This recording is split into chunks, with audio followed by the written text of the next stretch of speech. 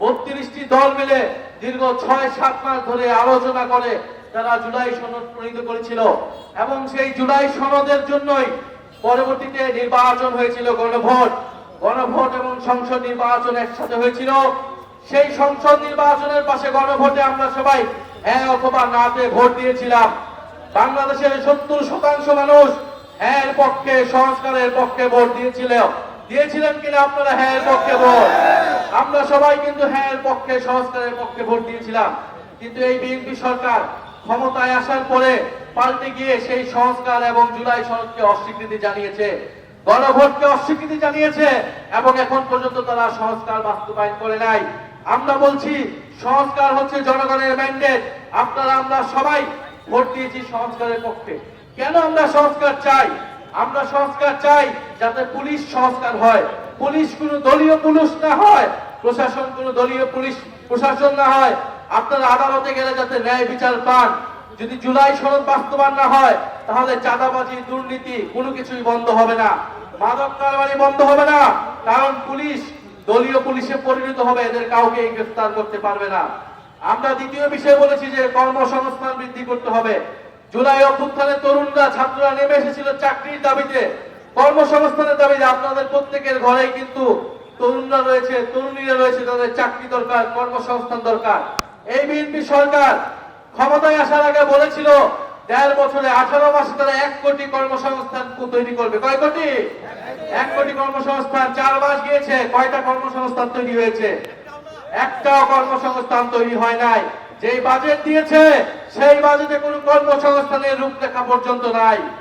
এরপরে আমরা বলেছি বিদ্যুৎ বিভ্রাট, বিদ্যুৎ সংকট নিরসন করতে হবে। শেখ হাসিনা সরকার কোটি কোটি টাকা লুটপাট করেছে বিদ্যুতের নামে, দুর্নীতি করে। এবং আপনারা জানেন যে সারা দেশে এখন লোডশেডিং হচ্ছে, 7 ঘন্টা 8 ঘন্টা করে লোডশেডিং হচ্ছে, কারেন্ট থাকতেছে না। সখীপুরে কি কারেন্ট থাকে? লোডশেডিং হয় কিনা? যদি লোডশেডিং হয় তাহলে এই বাজারগুলা কিভাবে চলবে? যদি লোডশেডিং হয় শিল্প কারখানা কিভাবে চলবে? যদি লোডশেডিং হয় তাহলে কৃষিতে সেচ ব্যবস্থা কিভাবে হবে?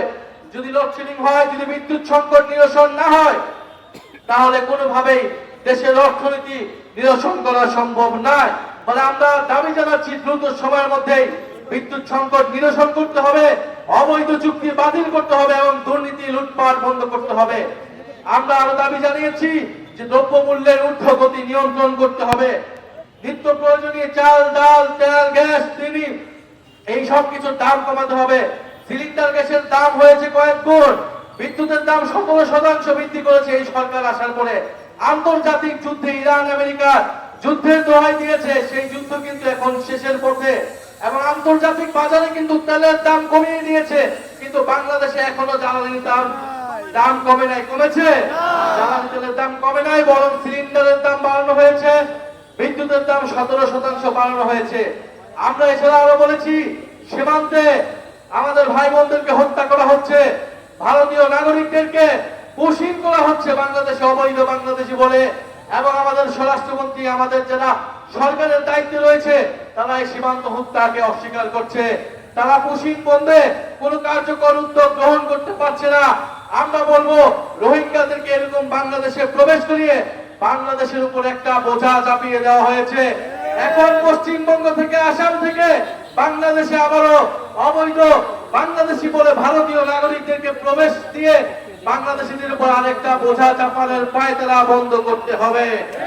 সরকারকে দৃঢ়ভাবে ভারতের সাথে কথা বলতে হবে এবং এই অবৈধ পুশিং বন্ধ করতে হবে।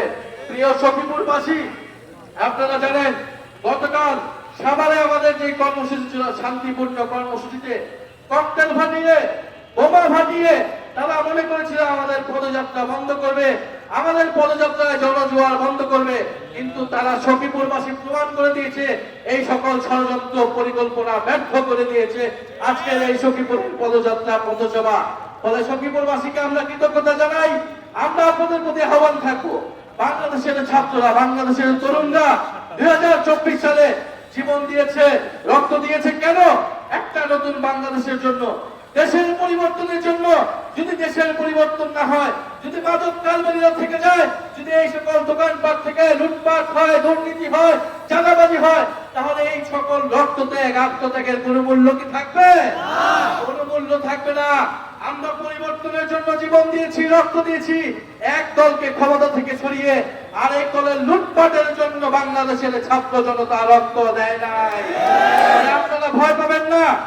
বিগত সময়ে একটা দলের শাসন ছিল, আর কোন দল কথা বলতে পারতো না। কথা বললে জেলে নিয়ে যাওয়া হতো, গুম করা হতো, হয়রানি করা হতো। আমরা দেখছি বাংলাদেশকে আবারও সেবার একদলীয় শাসনের দিকে নিয়ে যাওয়ার চেষ্টা করা হচ্ছে। এক ক্ষমতাসীন দল, সরকারি দল, শুধু তারাই কথা বলবে, অন্য দলকে কথা বলতে দেওয়া হবে না। সংসদে আমাদেরকে কথা বলতে দেওয়া হয় না। আমরা জনসভায় কথা বলতে গেলে ককটেল ফুটানো হয়, বোমা মারানো হয়। এই একদলীয় শাসন যদি আবার শুরু করার কথা কেউ ভাবে, আওয়ামী লীগের পরিণতির কথা আপনারা ভাববেন। আওয়ামী লীগ 16 বছর একদলীয় শাসন করে দিল্লিতে হেলিকপ্টার নিয়ে পালাতে হয়েছিল। এখন তারা নিষিদ্ধ টাকা দিয়ে কয়েকটা মিছিল করে তারা হচ্ছে বাংলাদেশে অস্থিতিশীলতা তৈরি করার চেষ্টা করছে। সেই আওয়ামী লীগের বিরুদ্ধে আমরা ঐক্যবদ্ধভাবে থাকবো। তবে সখীপুরবাসী, আপনারা জানেন 5ই আগস্টের পরে আমরা ন্যায় বিচার চেয়েছিলাম, কিন্তু মামলা বাণিজ্য হয়েছে কিনা? এই সখীপুর সহ টাঙ্গাইল সহ সারা বাংলাদেশে সাধারণ মানুষের বিরুদ্ধে, ব্যবসায়ীদের বিরুদ্ধে শত শত মানুষকে, 200-300 মানুষকে মামলায় দিয়ে মামলা বাণিজ্য করা হয়েছে। কারা করেছে আপনারা জানেন। ভোটের আগে কারা তাদেরকে জিম্মি করে টাকা নিয়েছে তাও আপনারা জানেন। ফলে আমরা বলবো আপনারা ন্যায় বিচার করেন, আওয়ামী লীগের দলগত বিচার করেন, কিন্তু নিরীহ মানুষকে, নিরীহ ব্যবসায়ীদেরকে আপনারা মামলা বাণিজ্য করে লুটপাট করবেন, তাদের থেকে টাকা আদায় করবেন, এটা হতে দেওয়া যাবে না।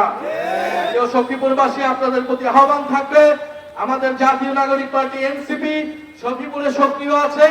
আমাদের এখানকার উপজেলা আহ্বায়ক আছেন, আমাদের এখানকার পৌরসভার মেয়র প্রার্থী আছেন। আপনারা তাদের নেতৃত্বে সখীপুরবাসীর লুটপাট, দুর্নীতি, চাঁদাবাজি, মাদকের বিরুদ্ধে আমরা ঐক্যবদ্ধ থাকবো। পাশাপাশি জুলাই সনদের জন্য আপনারা কথা বলবেন, সংস্কারের জন্য কথা বলবেন। এখানে অনেক পুলিশ ভাইয়েরা আছেন, আমরা চাই এই পুলিশ জনগণের জন্য কাজ করবে। আপনারা যদি থানায় যান, তাহলে যাতে আপনারা থানা থেকে সেই সেবাটা পান। আপনারা যদি ইউর অফিসে যান, সেখানে যাতে আপনাকে ঘুষ দিতে না হয়। ফলে সেটার জন্য প্রয়োজন সংস্কার। যদি সংস্কার না হয়, জুলাই সনদ বাস্তবায়ন না হয়, তাহলে কিন্তু দুর্নীতি বন্ধ হবে না, বৈষম্য দূর হবে না, মামলাবাজি, চাঁদাবাজি, সন্ত্রাসী বন্ধ হবে না। আমরা কোন সন্ত্রাসীদেরকে এই সখীপুরে ঠাঁই দিব না। সখীপুরবাসী, এই সরকার জনগণের সাথে গাদ্দারি করছে, তারা সংস্কার বাস্তবায়ন করছে না, তারা বিরোধী মতকে মাঠে কথা বলে দেওয়ার, কথা বলতে দিতে চাচ্ছে না, তারা মাঠের জায়গা সংকুচিত করছে। আপনারা যারা এখানে আছেন, আপনারা ঐক্যবদ্ধ ভাবে থাকবেন।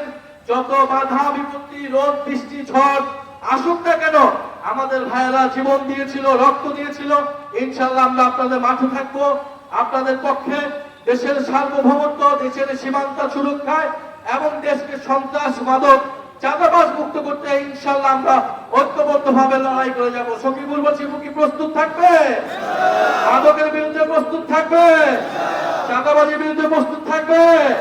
আমরা কি কাউকে ভয় পাবো? Action to action.